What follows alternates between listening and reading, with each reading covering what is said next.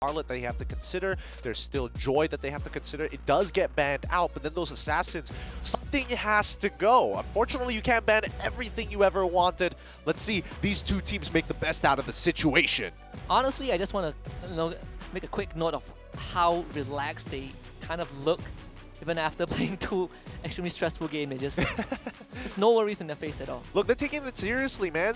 You can see them. They literally have hand warmers ready to go for these players. They are not messing about. See you soon. Going to be on the blue side of the draft with Sway Esports. On the red side, Wan first ban, Hayabusa the follow-up. I don't think Sway Esports is going to deviate from what their drafting bans and picks are going to be.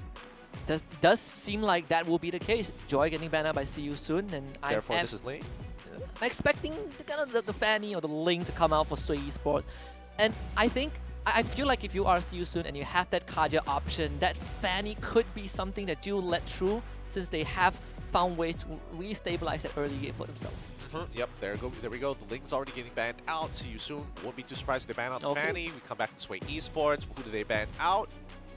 Is it going to be... They banned out the Claude in the previous game. They did ban out the Claude in the previous game, and they haven't deviated from their drafting style, sorry, not drafting style, but drafting patterns we've seen throughout the series so far. I don't think it's a bad idea actually letting go of Claude. I do think that there are some other priority picks. Number one, more importantly, hey, if we are going to play Fredrin, do we just ban the carry out early and just make sure that she's not even a threat? Or do we come up with a solution in the picks itself, maybe something that outranges her? Farsa, usually a good option. And both teams have very similar first phase picks, right? We see Sway Esports basically coming out with the same first three picks, the Glue, the Valentina, and also the Martis. Now the Kaja gets banned out. That was what I was looking at as well. So Esports really don't want to deal with it. They really don't. They absolutely don't. But it does mean that See You Soon will have access to Claude. And if they want to first pick the Claude, and I feel like the players are all looking at it like, hey, Claude's open. Claude's open. He's looking at the coach. Do we get to play it? Do we get to play it? Yes, no, yes, no. Get some confirmation. 30 seconds left on the clock. Yeah, waiting for the approval. But Claude isn't... I feel like compared to a lot of marksmen, is not the one that you first pick often. Oh, right? Absolutely. Usually you don't. There we go. Yeah, usually you don't first pick it often, but teams who do confidently pick Claude mainly want to say, hey, Claude is always going to be relevant in the game. He is the Swiss Army knives amongst the marksmen. He doesn't lose very bad. He doesn't win very hard. But in team fights, he makes that difference. So Fredrin first lock-in for See You Soon. Sway Esports on the other side. Yves, I think this is pretty straightforward. They haven't really changed their plan at all. But now that they don't have to worry about Kaja, it only leaves See You Soon with Franco. Do Sway Esports even care about it? Are they going to lock in the Grok once more? Or maybe we would also see the Arlot coming up from See You Soon, right? Arlot is let through. Now without the Kaja, Arlot seems to be even more integral. If you want to stop the Eve out, a carry getting picked up, there we have it, the Claude. And I think See You Soon just feels so much more comfortable after seeing the carry getting revealed. Now the Arlot comes through. So far as what we predicted. Yep, so far as what we have predicted, Arlot is a little bit of a concern, but it doesn't mean that they can't, technically Sway Esports, their support pick is going to be by far the most important one here.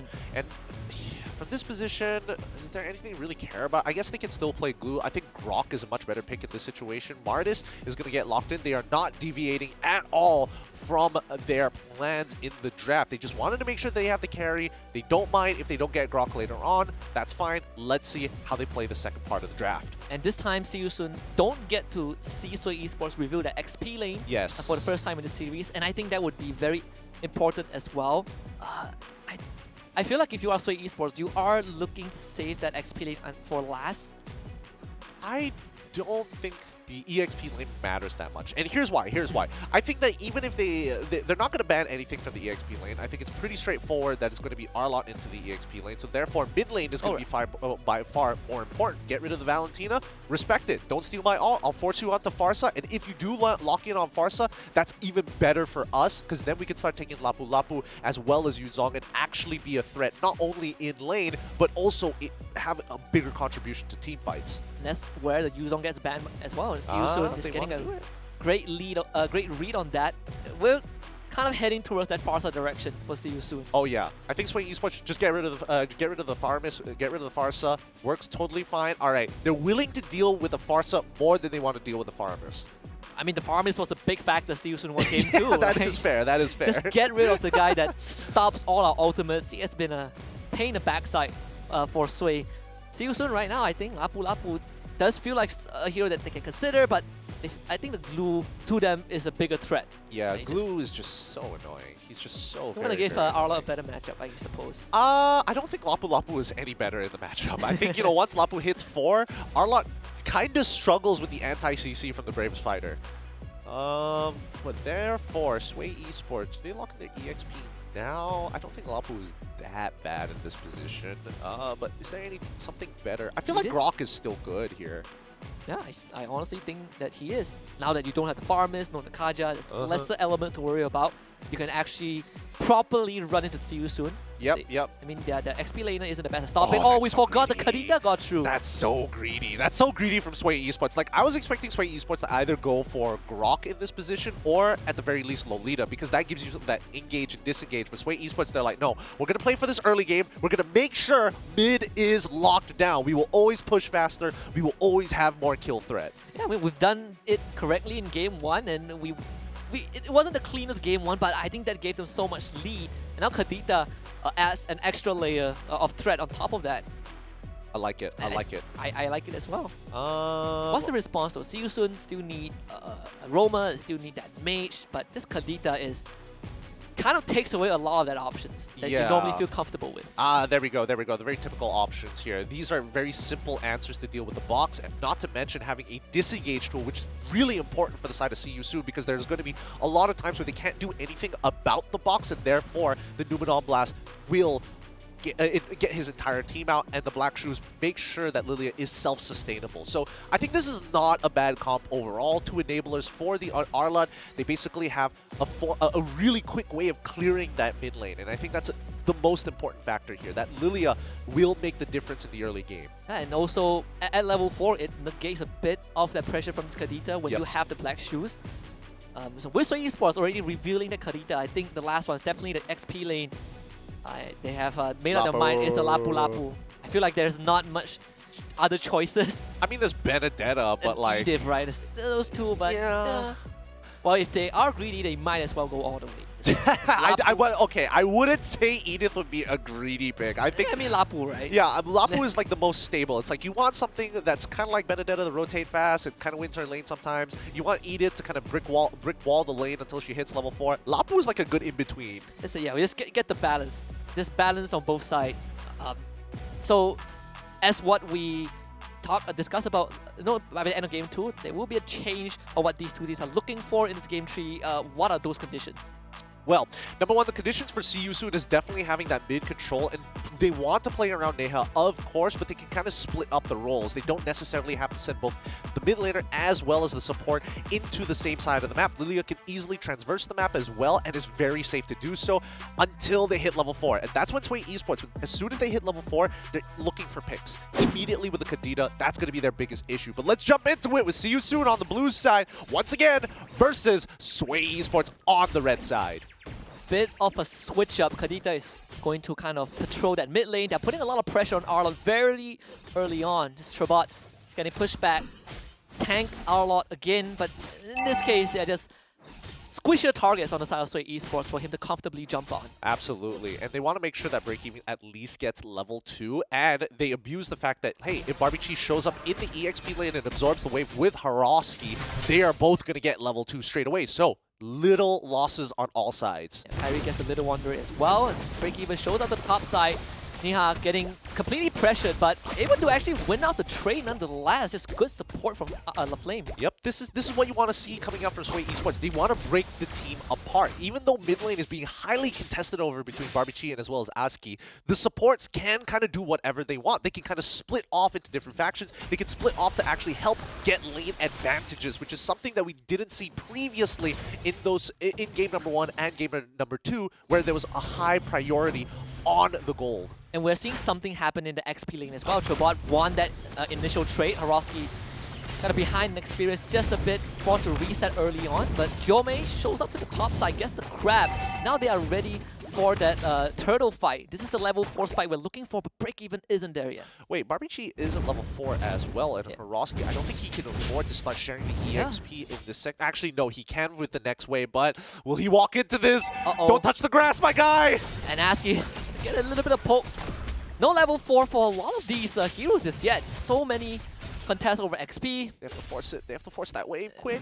Both Yome and Kyrie on top of the turtle, but of course Yome, he needs help right now. Turtle dropping low, down to the threshold. Kyrie wins the red tree war, but now real world manipulation is out, forcing out 2 flickers. Kyrie in the midst of things that brings the rev into a Numenor blast. Oh, Trabot straight to the back line. Break even force away, first blood achieved. Haroski taunted up, and he needs help from his friends, but his friends have abandoned him. Aski not able to get the kill, Haroski walks away. Oh my goodness. I can't wait to see the replay of this because so many little things happen. And number one, I'm just a little disappointed that Haroski didn't man up and jump right into the middle of the fight to start baiting out spells. Like, look at the way this occurred. Bottom side, they hit that level 4s. Haroski delays his jump in because he doesn't know where Aski is exactly. And once he spots him out, it's way too late. The damage has been done, and Kyrie is still alive. Trabot was able to actually, use him as a skipping stone to get into that back line as well. So I would have liked to see that Haroski actually took the initiative to jump in as soon as possible to try to either zone CU soon or at the very least trade his life for higher. Yeah, with how Arlott works as a hero, Numenon Blast, the taunt from Kyrie is just so beneficial, right? Sets up easy dashes for Trabot.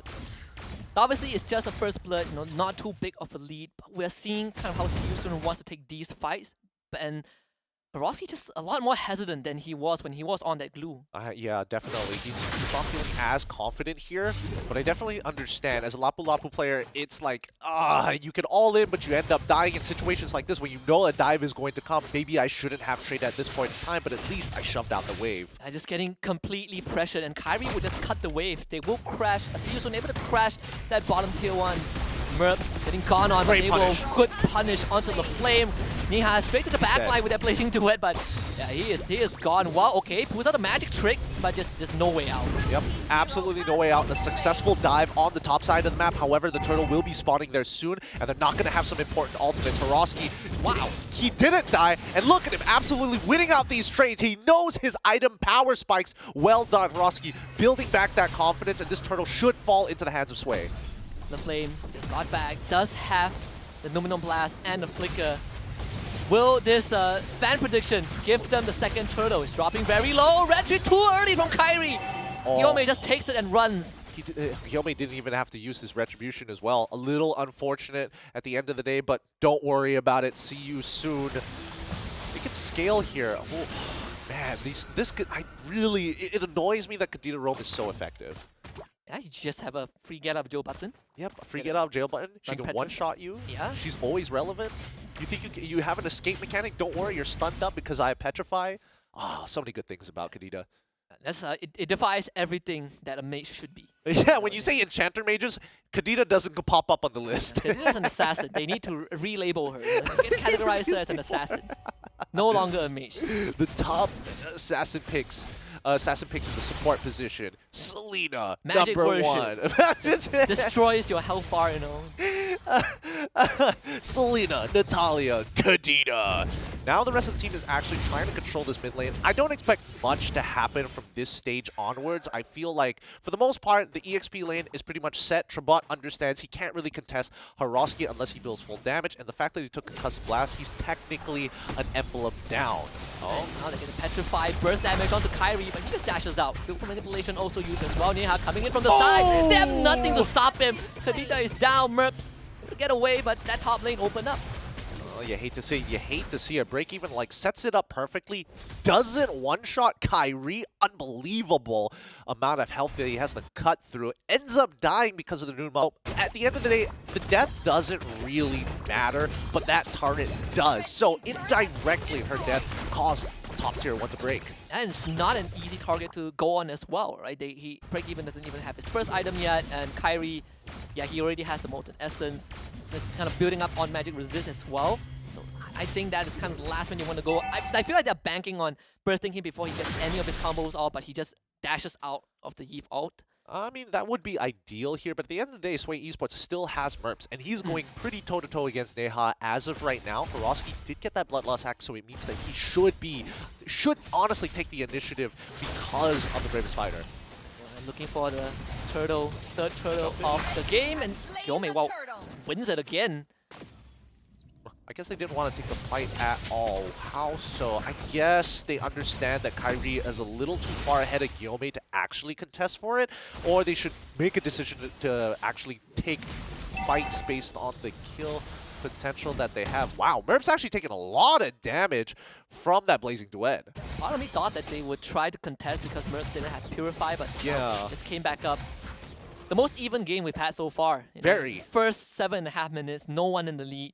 Yeah, and you can tell that like both sides are really highly prioritizing the laning phase because they're contesting for priority to get that first push, to get that very first move, and if they don't have that priority, they basically just give up on the objective altogether. And the link swap also happened as well. See you soon, threatening a dive in the bot side. That tier 1 is definitely gone. Luminum Blast, channel up just to zone away Sway Esports. Now they'll get the tier 1, petrify into an ult from break even, just no damage. Kyrie stood there and took it like a man. I guess they were trying to bait something out there, but the rest of the team should back off at this point of time. They don't have any of their big kill spells just yet, and even the Black Shoes with Purify have been utilized, so Aski, he doesn't want to go further than this. And LaFlame now just gonna wait for this Numenon Blast to come back up. Still has the flicker. I thought that they would threaten a dive, but See You Soon has demonstrated just immense discipline. Sometimes a bit too safe, but it is what they're comfortable with. I will say that Sway Esports is kind of playing it dirty, right? Like, Kadena clearly spotted out the dive happening from a mile away, but both Gyome as well as Merps just hovered around their turret to try and get something out of See You Soon, knowing that the reinforcements will be coming in about 5 seconds or so. Uh-oh. Oh, Brave Spider. Forced to use that ultimate. Actually, flickers, okay, gets the stun. Tries to go for 1 versus 4 outplay. Doesn't get it. Okay, okay. So he commits to an all-in to make sure that Sway Esports will get bottom tier 1 and a very good position. I don't think the flicker was necessary. Maybe just the ult if he really wanted to sacrifice his life in that spot. But now Sway Esports in a one-man down situation. They still need to buy at least for, I would say, about 12 seconds worth of time so that we see Hirosky actually participate in this upcoming fight. I honestly thought he could have gotten away, right? But he just, something flipped. He was like, you know what? I'm going in, guys. Lord down to 40% health. Can Gyome make the steal again? This time they go on him. Gyome is still alive. Has the Ashura. The Lord. Oh my goodness, Gyome, you thief in the night. Double for Merp. Hirosky now in the front line, getting chunked down by Neha. LaFlame and also throwing his body in front. It's going to be Aski dealing the damage. So Esports walks away with 3 kills and a Lord steal. Oh, Huge Lord steal. Huge play coming in from Gyome, who was a full level down on Kyrie at that point of time.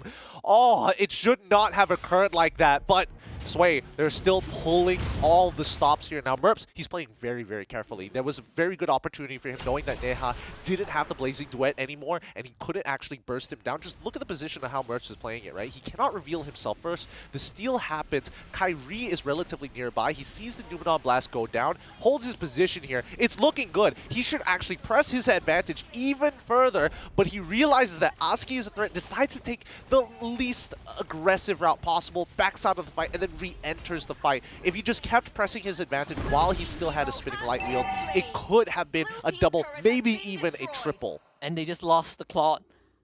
Finally, break even finds an assassination. Gets rid of the gold laner, so 20 seconds without Neha.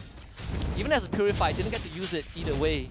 So Esports having a commanding lead, sieging this mid-tier 1. Of course, Kyrie coming in from the side, break even can go on to him, but no burst from this Kadena at this point. Yeah, and let's keep in mind that it's still a very difficult maneuver to actually do. When Break-Even jumps on top of you, he could delay the Petrify, he could put the Breath of the Ocean preemptively, so it's very difficult to time your Purify at the right time without getting one shot. Kyrie getting absolutely shredded by Merps. Compared to Game 2, Merps is so much more comfortable, and the Flame even used the Numenon Blast just to kind of threaten and push back any potential dive. Yeah, but no real lead on either side. It's a 2K lead for Sway Esports, and it's at the 32K mark, which means that they should be getting their third items already coming for their carries. Yep, carry already has 3 items. We're looking at Lapu Lapu, 2.5 item, 2.5 items, Kadena with the Genius Wand, as well as the Glowing Wand. I'm surprised she was able to cough up that much money without having Magic Shop, so that's interesting. Gyome, on the other hand, we're looking at his items. He's got 2.5 already completed. The Antique Cuirass is going to be coming in real soon. Next Lord up in half a minute, and Sway Esports have already gotten control of the Lord Pit. Gyome putting up a show of a lifetime. All these steals, starting with the turtle, 2 turtle steals into a Lord. And Seosun, they don't have enough damage. Even if they commit onto Gyome, they just couldn't burst him down fast enough. I mean, based on the items that we see right now, we're just missing a third item coming out from Neha. Like, yes, you know, having the golden staff is already a powerful tool, and as well as the DHS or Demon Hunter sword. But I'm trying to think of a situation whereby he can actually go in freely. Because the more I think about the Blazing Duet being the answer to dealing with Sway Esports, there's just so many ways to actually cancel him. Break even with the Petrify, Breath of the Ocean even, Gyome as well, Hiroski. There's just a lot of answers, and unfortunately for Seosun, they have to bait it out somehow. Seosun, they have Arlott coming in from the top side.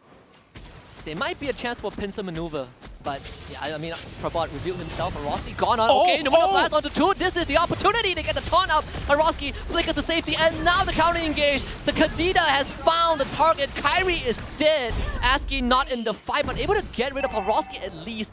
But they lost 3, and this Lord is gone. It's so tough. It's so tough. Neha is just trying his best to stack up and look for a beautiful Blazing Duet. Like, look at their life totals. This is like the perfect situation for a Blazing Duet, but it's so difficult to get in on. And now that Merps actually has that Winds of Nature, 3 items plus a Winds of Nature, this game is going to get even more difficult for Neha to actually play and has to depend on the 18-minute mark to make it happen. And when we look at this replay, this is probably one of the best scenarios that they got, but once even. more, Oh. I mean, just the engages you see from Sway Esports, just beautiful. Really, really well thought of. They understand the shape of the fight before it even happens. They're thinking of different angles, and Seosun is really tunnel visioning onto, man, that's a lot harder to say, tunnel visioning on towards the wrong things in the game. And I mean, it's a small screen. I can definitely understand, but they have to understand where break-even is specifically. Yeah, this is so hard. You have to worry about the Kadita assassinating your core. You have to worry about all this crowd control that puts you, in the same spot. And break-even always going in.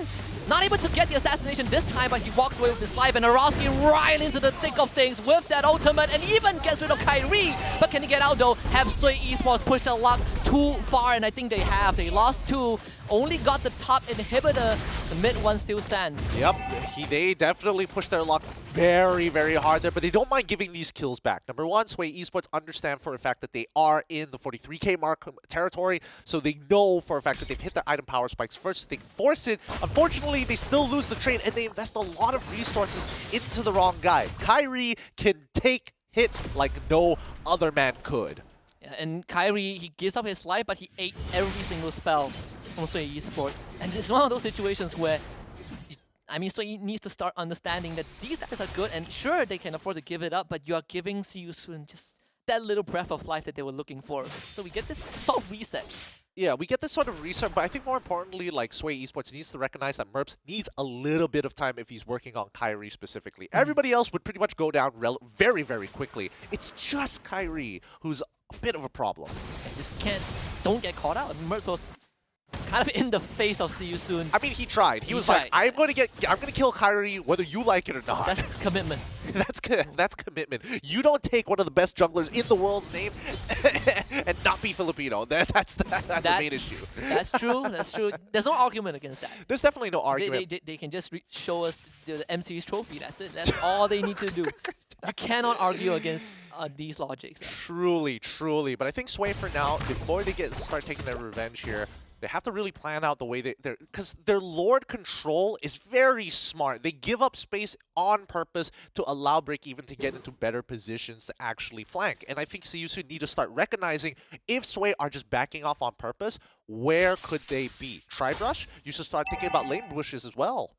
And it's so hard to get on top of Barbie Chi. He just sets up the kill zone with that ult, and everything from Sway Esports just connects, right? You get this Gyome counter engage, you get Hiroski just diving in with his ult.